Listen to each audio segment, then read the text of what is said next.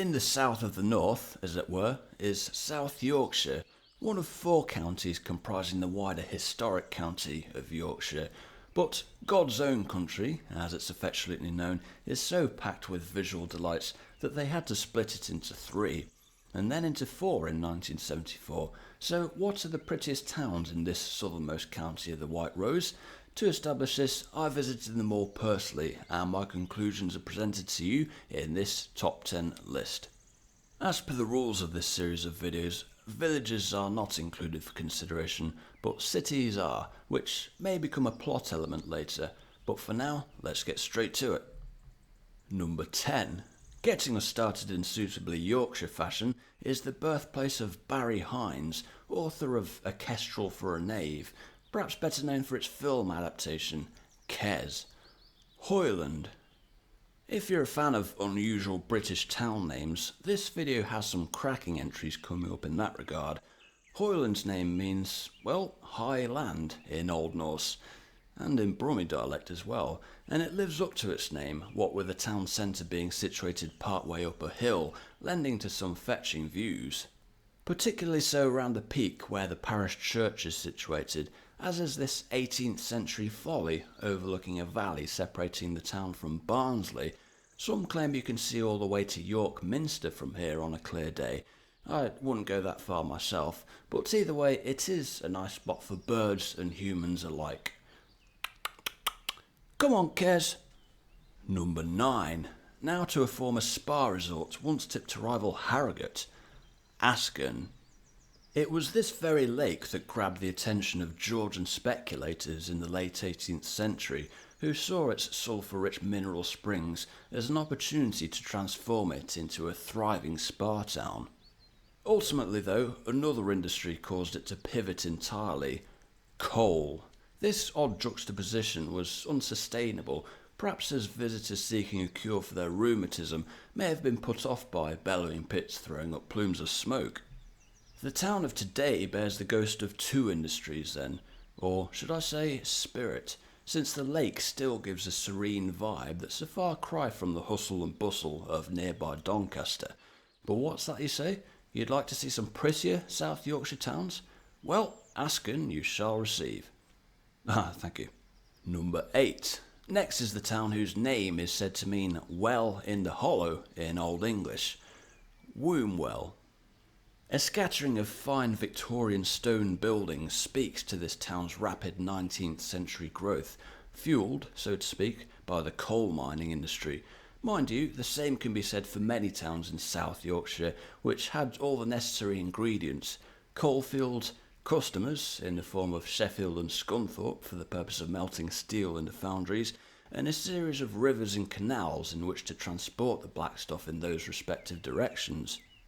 The factors behind the death of domestic coal mining and the slow strangulation of British steel go beyond the scope of a video about nice-looking towns, but the context accounts for much of what we see in the Wombwell of today, and indeed other towns in the county, as they've adapted to 21st century life.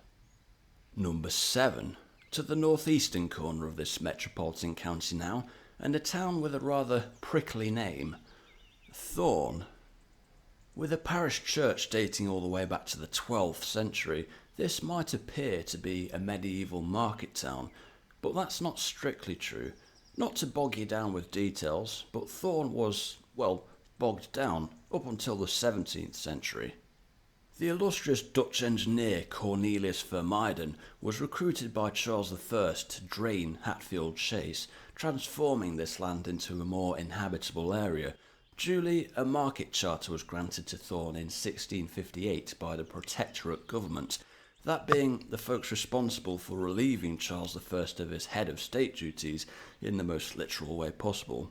Perhaps the most unusual aspect to this small town, though, is that it boasts not 1 but 2 railway stations.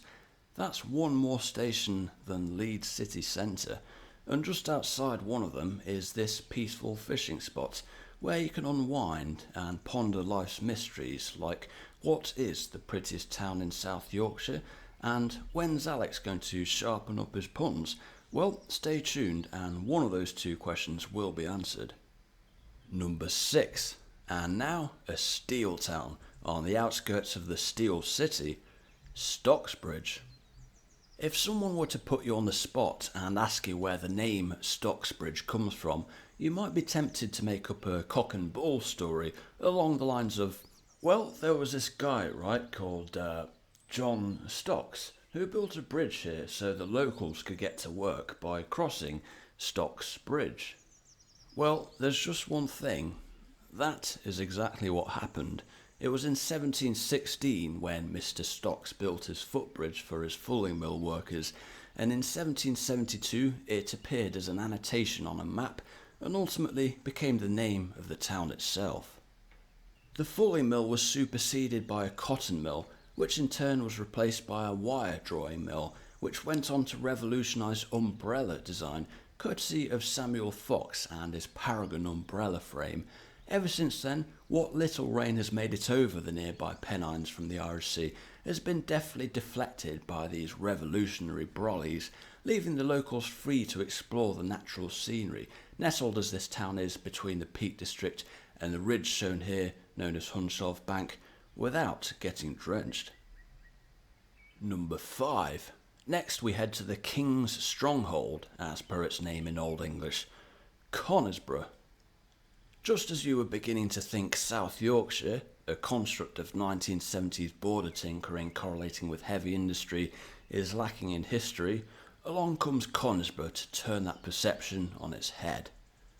First off, the parish church of St. Peter goes back to the 8th century in origin, albeit remodelled by the Normans, and at that, the same folks who decided that this would be a good spot for a castle. Its first owners were the Warren family, whose blue and yellow checks are well known across much of southeast England to this day. This was quite possibly a symbolic acquisition, given who the previous owner of the manor was here, Harold Godwinson. Despite falling into ruin by the Tudor period, it clearly left an impression on Walter Scott, who featured it in his 1819 classic novel Ivanhoe, based on 12th century England and the lingering tensions between the Normans and those of Saxon descent, which, come to think of it, could be considered an allegory for Conisbrough itself. Number 4. Back to the former marshlands of Hatfield Chase, and to the namesake town of, well, Hatfield. Any doubts regarding the history of this town can be put to bed in an instant with the presence of the parish church of St. Lawrence, dating from the 12th century, and at that, a church familiar to Geoffrey Chaucer, who stayed in the town for a few years. The surrounding architecture appears not to be typical of that of a mining town, but then Hatfield Colliery was an early 20th century addition to the area, as it was to the neighbouring town of Stainforth. As one of the very last holdouts of the mining industry, it wasn't until 2015 when Hatfield Colliery finally ceased operations. And yet, the town of today remains as characterful and historic as ever, as a true testament to one commodity here that does remain in constant supply: Yorkshire grit. Number 3. To the Great North Road now, and historically the very gateway to Yorkshire itself, Bawtry. This town's name is speculated to mean ball-shaped tree in Old English, which doesn't carry the same gravitas as, say, the King's Stronghold, as per our number 5 entry, but it did provide Georgian explorers with their first impression of the county of the White Rose, situated as it is on the border with Nottinghamshire. Further to that, it has all the hallmarks of the era of Hanoverian kings, with a wide high street designed to accommodate both the market and stagecoaches, and of course coaching inns for a rest and a change of horses. In fact, a visit to Bawtry feels just like travelling 200 years back in time, apart from one obvious immersion-breaking flaw, that is.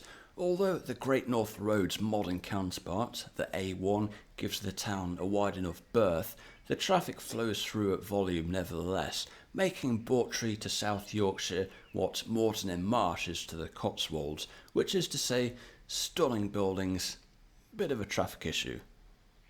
Number 2. Switching to the opposite end of the county, we find ourselves in Penistone. Now, you might expect me to fill this entry with crude puns, but that's not my style at all. I mean, come on, what kind of a dick do you take me for? But no, there's absolutely nothing risible about the name Penistone, so let's instead focus on the visual merits that have garnered it the runner-up spot.